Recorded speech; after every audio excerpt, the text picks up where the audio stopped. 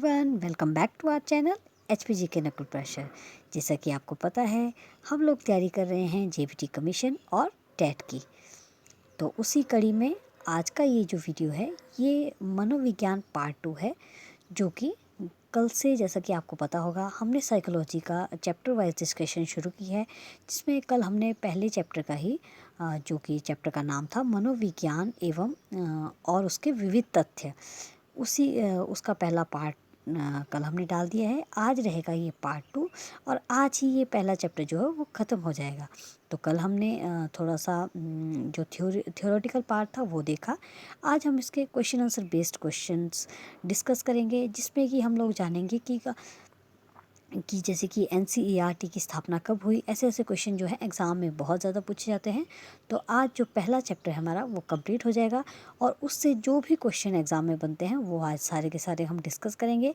तो चलिए शुरू करते हैं।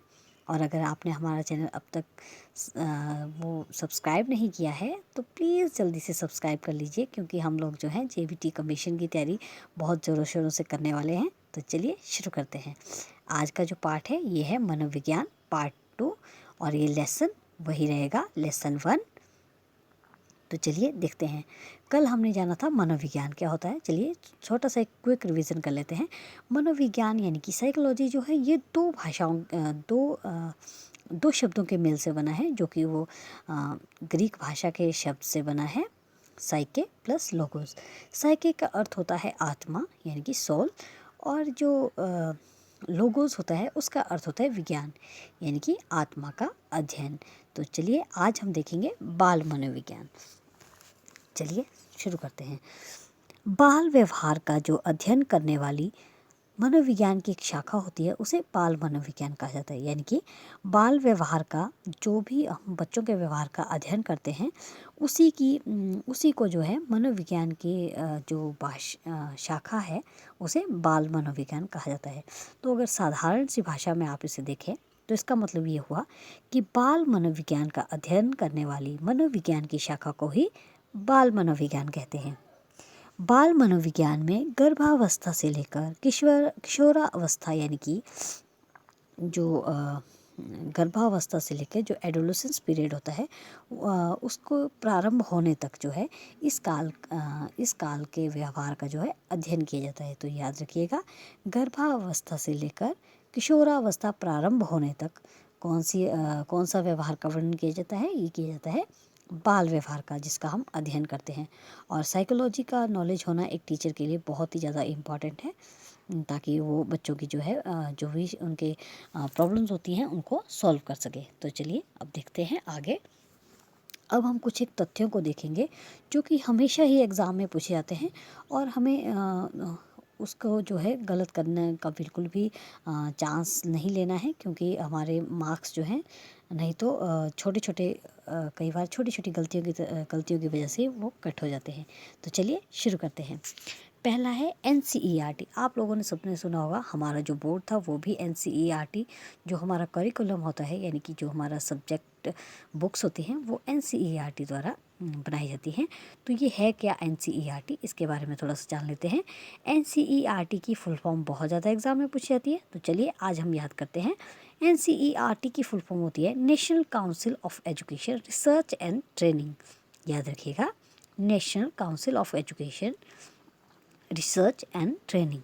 इसकी स्थापना हुई थी 1 सितंबर 1961 को। याद रखिएगा, 1 सितंबर 1961 को किसकी स्थापना हुई है? एनसीईआरटी यानी कि national council of education research and training. Exam में पूछ सकते हैं कि एनसीईआरटी में आर क्या है, तो आर इज़ रिसर्च। अगर आपसे ई पूछ लिया तो वो एजुकेशन है। अगर आपसे टी पूछ लिया कि टी का अर्थ क्या है, तो ये है ट्रेनिंग। तो चलिए आगे देखते हैं।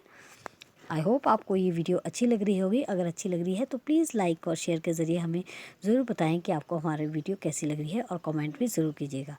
चलिए अब देख लेते हैं सीबीएसई। आपने सीबीएसई बोर्ड के बारे में भी पढ़ा होगा, चलिए जान लेते हैं। सीबीएसई बोर्ड की स्थापना हुई थी इसकी सबसे पहले देख लेते हैं full form. Central board of school education. Central board of school education इसकी सीबीएसई की फुल फॉर्म है, और इसकी स्थापना की गई थी 1929 में। नेक्स्ट देख लेते हैं एनसीटीई। NCTE की फुल फॉर्म होती है national council for teacher education, national council for teacher education. और इसका गठन किया गया था 1973 में, लेकिन इसको पारित किया गया 1995 में। अब एग्जामिनर आपसे कुछ भी पूछ ले, आपको पता होना चाहिए कि इसका जो गठन है ये 1973 में किया गया, लेकिन जो पारित किया गया इसको वो किया गया 1995 में। तो NCTE की फुल फॉर्म है national council for teacher education, यानी कि टीचर को एजुकेट करने के लिए जो काउंसिल बनाई गई है उसका नाम है NCTE। चलिए देखते हैं अगला है UGC की स्थापना। ये कुछ एक हैं इंपॉर्टेंट जो कि आपको याद रखने हैं। UGC की स्थापना हुई है, सबसे पहले हम देख लेते हैं कि UGC की फुल फॉर्म क्या है। यूनिवर्सिटी ग्रांट कमीशन जो है इसकी फुल फॉर्म है, और इसको हिंदी में कहते हैं विश्वविद्यालय अनुदान आयोग। इसकी अधिनियम की जो स्थापना है ये कब पारित हुआ था, ये हुआ था 1956 में, याद रखिएगा। UGC means university grant commission. आप में से कितनों को ये फुल फॉर्म आती थी, प्लीज़ मुझे कमेंट बॉक्स में ज़रूर बताएं।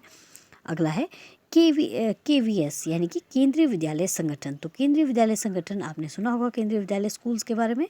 तो इसका जो स्थापना थी वो की गई थी 1963 में, याद रखिएगा। केंद्रीय विद्यालय स्कूल कब स्थापित किए गए, 1963 से इनकी शुरुआत हुई। मिड डे मील, जैसे कि आपने सुना होगा कि मिड डे मील बच्चों को दोपहर का भोजन प्रोवाइड कराया जाता है सरकारी स्कूलों में। तो मिड डे मील की जो भी ये प्रोग्राम था ये शुरू किया गया है 1994 से 94 जो है